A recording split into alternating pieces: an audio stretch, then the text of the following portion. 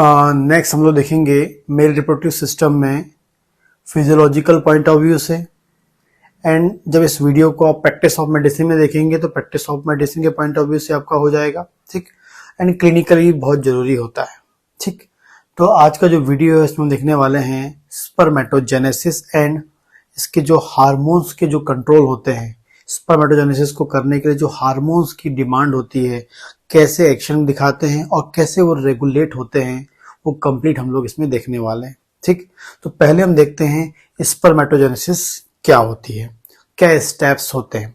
Spermatogenesis जो है, spermatogenesis में आप दो वर्ड देख रहे होंगे, स्पर्मेटो एंड जेनेसिस। जेनेसिस जब भी वर्ड आता है, जहां पर भी जेनेसिस वर्ड जुड़ जाएगा, इसका मतलब है फॉर्मेशन, डेवलपमेंट, न्यू फॉर्मेशन, कुछ ना कुछ वहां बनने वाला है, ये हम बात करते हैं। तो स्पर्मेटोजेनेसिस, स्पर्म का बनना, स्पर्मेटो मतलब हो गया स्पर्म और जेनेसिस मतलब हो गया बनना। तो स्पर्म का बनना, स्पर्म का डेवलपमेंट होना, ठीक है, ये कहलाता है स्पर्मेटोजेनेसिस। स्पर्मेटोजेनेसिस क्या है? Process in which origin and development of sperm. यदि आप डेफिनेशन बात करेंगे, प्रोसेस, ठीक है, इन विच origin and development of sperm within seminiferous tubule of testis, within seminiferous tubule of testis, testis के seminiferous tubule के अंदर origin and development of sperm, sperm का origin होना और sperm का development होना seminiferous tubule के अंदर testis के, यही कहलाता है spermatogenesis। जैसे हमने बात की है, ओवरी के अंदर, ग्रेफिन फॉलिकल के अंदर ओवम का डेवलपमेंट होता है, ठीक है, फीमेल में, वैसे ही मेल में टेस्टिस के सेमिनिफेरस ट्यूब्यूल के अंदर स्पर्म का ओरिजिन एंड डेवलपमेंट होता है। आगे बात करते हैं, इस पूरी प्रोसेस को कंप्लीट होने में लगभग 60 से 70 दिन, 60 to 70 डेज लगते हैं। जो स्पर्मेटोजेनेसिस होती है वो एग्जैक्टली उसको कंप्लीट करने में, पूरा स्पर्म बनाने में 60 to 70 डेज वहां पर आपको लगते हैं। आगे बात करेंगे थ्रू आउट रिप्रोडक्टिव लाइफ, कोई भी मेल की बात करेंगे, थ्रू आउट रिप्रोडक्टिव लाइफ, पूरी लाइफ में वो रिप्रोडक्टिव लाइफ में जो है ये प्रोड्यूस करता है 100 to 200 million a day, 100 to 200 million, 100 to 200, 100 से 200 स्पर्म की हम बात कर रहे हैं, 100 से 200 मिलियन, 100 से 200, 100 to 200 मिलियन अ डे, एक दिन में 100 से 200 मिलियन क्या करता है, वो बनाता है थ्रू आउट पूरी लाइफ जितना रिप्रोडक्टिव एज होती है वहां पर वो 100 से 200 मिलियन अ डे बनाता है, ठीक है। इवन इन ओल्ड एज में भी आपको ये मिलता है, इवन ये आपको ओल्ड एज में भी मिलेगा। आगे बात करते हैं, spermatozoa produced in seminiferous tubules are immature. आपको बता दें कि स्पर्मेटोजेनेसिस की प्रोसेस होती है और प्रोसेस होने पर जो सेमिनिफेरस ट्यूब्यूल बनता है, सेमिनिफेरस ट्यूब्यूल के अंदर जो स्पर्मेटोजेनेसिस की प्रोसेस होती है उसमें जो सबसे लास्ट जो बनता है हम उसे बोलते हैं, अभी बताऊंगा आपको, स्पर्मेटोजोआ बोलते हैं। लास्ट जो बन के मिलता है हमको वो हम उसे बोलते हैं, मतलब स्पर्म मींस स्पर्मेटोजोआ हम बोलेंगे, स्पर्म हम उसे बोलेंगे, स्पर्म या स्पर्मेटोजोआ हमको मिलेगा। ये जो स्पर्म या स्पर्मेटोजोआ जो आपके सेमिनिफेरस ट्यूब्यूल में बना है वो इमेच्योर होता है। वेरी वेरी इंपॉर्टेंटली याद रखना है, जो सेमिनिफेरस ट्यूब्यूल के अंदर बन तो रहा है और जब बनता है तो ये इमेच्योर होता है। मैच्योर होने के लिए ये मूव करता है इपिडिडाइमिस में। यदि आपको मेरा डायग्राम याद हो तो टेस्टिकल से डायरेक्टली कौन जुड़ा होता है, इपिडिडाइमिस जुड़ा होता है, और उस इपिडिडाइमिस में कौन मूव करता है, ये इमेच्योर स्पर्मेटोजोआ या स्पर्म मूव करता है और वहां पर स्टे करता है 2 महीने, लगभग 2 महीने वहां स्टे करता है एंड फाइनली मैच्योर होता है, ठीक है। मैं क्या बोल रहा हूं, स्पर्मेटोजोआ बन गया, स्पर्म बन गया सेमिनिफेरस ट्यूब्यूल के अंदर, ये जो बना हुआ है ये इमेच्योर होता है, ठीक है, इमेच्योर होता है, लेकिन इसके बाद ये मूव होता है एपिडिडाइमिस में, और एपिडिडाइमिस में जाने के बाद वह मैच्योर होता है और लगभग 2 महीने वहां रहकर ये क्या होता है, मैच्योर होता है। और वहां मैच्योर होगा और लगभग वहां कितने दिन स्टे करेगा, वो 2 महीने वहां स्टे करता है। तो वेरी इंपॉर्टेंटली आपको याद रखना है, कॉम्पिटिटिव एग्जाम क्वेश्चन होता है स्पर्मेटोजोआ या स्पर्म आपको जो सेमिनिफेरस ट्यूब्यूल में बनने के बाद वहां बनता है तो वो इमेच्योर होता है। उसके बाद वो कहाँ मूव होता है, एपिडिडाइमिस से मूव होता है, 2 महीने के लगभग वहां रहता है, स्टे करता है और वहां पर वो मैच्योर होता है। तो आपका स्पर्मेटोजोआ या स्पर्म कहाँ मैच्योर होता है, एपिडिडाइमिस में मैच्योर होता है। ये आपको क्रिस्टल क्लियर पता होना चाहिए। ठीक, तो कुछ इंपॉर्टेंट पॉइंट्स हैं जो हमको स्पर्मेटोजेनेसिस से पहले पता होना चाहिए। अब एग्जैक्टली हम देखते हैं स्पर्मेटोजेनेसिस। ये जो डायग्राम आपको दिख रहा है, ये एग्जैक्टली आपका ये जो डायग्राम है, ये आपके टेस्टिस के एक सेमिनिफेरस ट्यूब्यूल का है, क्योंकि सेमिनिफेरस ट्यूब्यूल के अंदर ही क्या होना है, स्पर्मेटोजेनेसिस होना है। इससे पहले के डायग्राम मैंने आपको बताया था स्ट्रक्चर ऑफ सेमिनिफेरस ट्यूब्यूल, तो बिल्कुल यही स्ट्रक्चर था। आप देख पा रहे होंगे, यदि बाहर से अंदर की ओर जाएंगे तो सबसे पहले आपको बिल्कुल बाहर की ओर क्या मिलती हैं, लेडिक सेल्स मिलती हैं, जिसका काम होता है टेस्टोस्टेरोन बनाना। अभी आगे बताऊंगा आपको मैं। उसके बाद होती है पेरीट्यूबुलर सेल होती है, फिर बेसमेंट मेम्ब्रेन होती है, basement membrane of seminiferous tubule होती है, फिर ये आपकी सर्टोली सेल्स होती है, सर्टोली सेल्स ये दिख रही हैं आपको। एंड जो ये बीच वाला पार्ट होता है, ये central part of seminiferous tubule कहलाता है। इन सर्टोली सेल्स जो होती हैं, ये आपस में कैसी होती हैं, टाइटली आपस में जुड़ी होती हैं। ठीक है, आपस में जुड़ी होती है स्पेसिफिक टाइप के प्रोजेक्शन के द्वारा, स्पेसिफिक टाइप के प्रोसेस के द्वारा। जो प्रोटीन मॉलिक्यूल एग्जैक्टली वो प्रोटीन मॉलिक्यूल होते हैं जिस कारण से आपस में जुड़ी होती है। ठीक है, और ये एक डायग्राम मैंने आपको बता दिया है। ठीक है, जुड़ी होती है। और यहाँ पर जो आपका जो एग्जैक्टली हम बोलेंगे जो सर्टोली सेल्स होती हैं, इनके बीच में ये आपको दिख रहा है, ये प्रोसेस या एक प्रोटीन के स्पेसिफिक प्रोसेस होती हैं जो आपस में इन दोनों को जोड़ के रखती हैं। किसको, सर्टोली सेल्स को बताया था मैंने आपको। और ये टाइटली जंक्शन होता है, टाइट जंक्शन होता है। ठीक है, और इस पार्ट को एग्जैक्टली हम बोलते हैं क्या, कॉलम्स ऑफ जर्म सेल्स बोलते हैं। बताया था मैंने आपको, इस पार्ट को हम लोग क्या बोलते हैं, कॉलम्स ऑफ जर्म सेल्स बोलते हैं। ठीक है, फिर से एक बार रिवाइज करते हैं। लिडिक सेल जो होती हैं आपके बिल्कुल बाहर होती हैं, फिर पेरिट्यूबुलर सेल्स होती हैं, बेसमेंट मेम्ब्रेन होती है, सर्टोली सेल्स होती हैं। सर्टोली सेल्स ये दिख रही हैं आपको, और ये आपस में जुड़ी हुई होती हैं। आपस में जुड़ी होंगी कैसे, स्पेसिफिक टाइप के प्रोटीन जो होते हैं उनसे जुड़ी होती है, टाइटली जंक्शन बनाती हैं। ठीक है, और ये जो डायग्राम में आपको दिखा रहा हूँ, टाइट जंक्शन बना रही हैं। और जहां पर ये टाइट जंक्शन बनाती हैं, एग्जैक्टली इस पार्ट को हम बोलते हैं कॉलम ऑफ जर्म सेल्स बोलते हैं। कॉलम ऑफ जर्म सेल्स इसलिए बोलते हैं क्योंकि यहीं पर क्या होती हैं आपकी जो हैं एग्जैक्टली हम बोलेंगे ऐसी सेल्स जो स्पर्म को बनाने वाली स्टेम सेल्स यहीं पर होती हैं।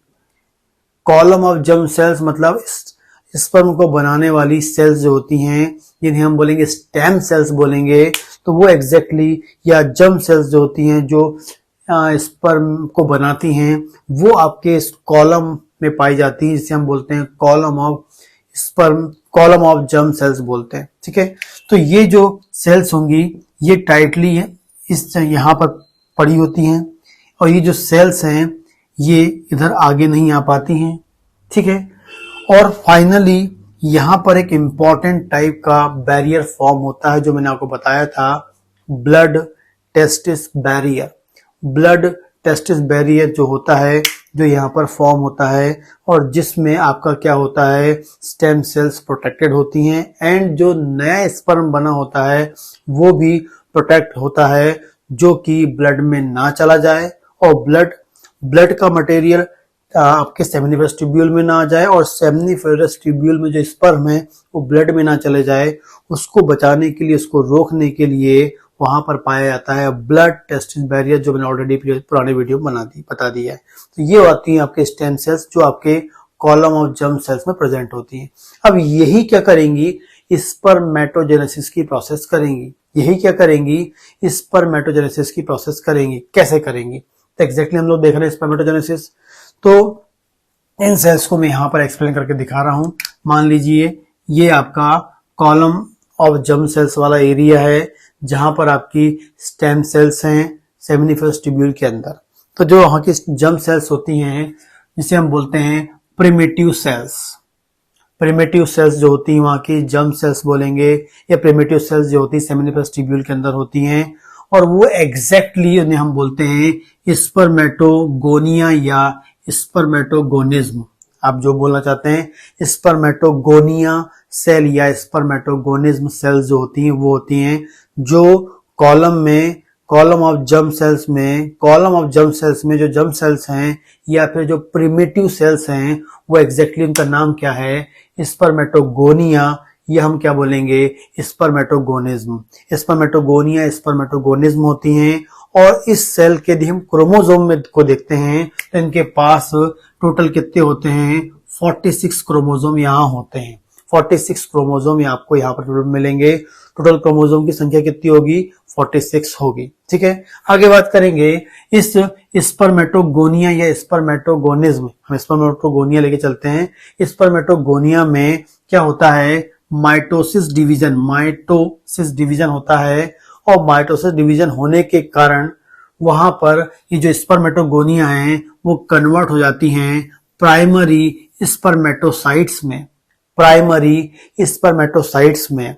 तो आपके जो कॉलम ऑफ जर्म सेल्स है मतलब प्रिमिटिव सेल्स है जिसका नाम है स्पर्मेटोगोनिया, उस स्पर्मेटोगोनिया के अंदर 46 क्रोमोसोम होंगे और वहां पर क्या होगी, माइटोसिस डिवीजन होगा। और माइटोसिस डिवीजन होने के कारण क्या बनेगा, वहां पर प्राइमरी स्पर्मेटोसाइट्स फॉर्म होगा। क्या बनेगा, उससे प्राइमरी स्पर्मेटोसाइट्स बनेगा। और इसमें भी हम देखेंगे तो हमको क्रोमोसोम कितने मिलेंगे, 46 क्रोमोसोम मिलेंगे। इसमें भी हमको कितने मिलेंगे, 46 क्रोमोसोम हमको मिलेंगे। ठीक है, आगे हम बात करेंगे इस प्राइमरी स्पर्मेटोसाइट्स जो बना है इसमें मियोसिस फर्स्ट होता है। और मियोसिस फर्स्ट होगा जो प्राइमरी स्पर्मेटोसाइट को सेकेंडरी स्पर्मेटोसाइट्स में कन्वर्ट कर देता है। प्राइमरी स्पर्मेटोसाइट्स को सेकेंडरी स्पर्मेटोसाइट्स में कन्वर्ट कर देता है। प्राइमरी स्पर्मेटोसाइट्स को सेकेंडरी स्पर्मेटोसाइट में कन्वर्ट करता है मियोसिस 1।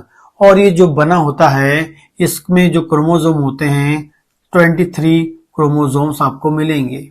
यहाँ कितने मिलेंगे आपको, 23 क्रोमोसोम्स मिलेंगे। कॉम्पिटिटिव एग्जाम क्वेश्चन बनता है स्पर्मेटोगोनिया में कितने क्रोमोसोम हैं, 46 हैं। प्राइमरी स्पर्मेटोसाइट में भी कितने हैं, 46 हैं। जब मियोसिस होगा उसमें फर्स्ट होगा तो प्राइमरी सेकेंडरी बनेगा, और जैसे सेकेंडरी स्पर्मेटोसाइट बनेगा वहां क्रोमोसोम की संख्या हो जाएगी आपकी कितनी, 23 हो जाएगी। 23 क्रोमोसोम को वहां मिलेंगे।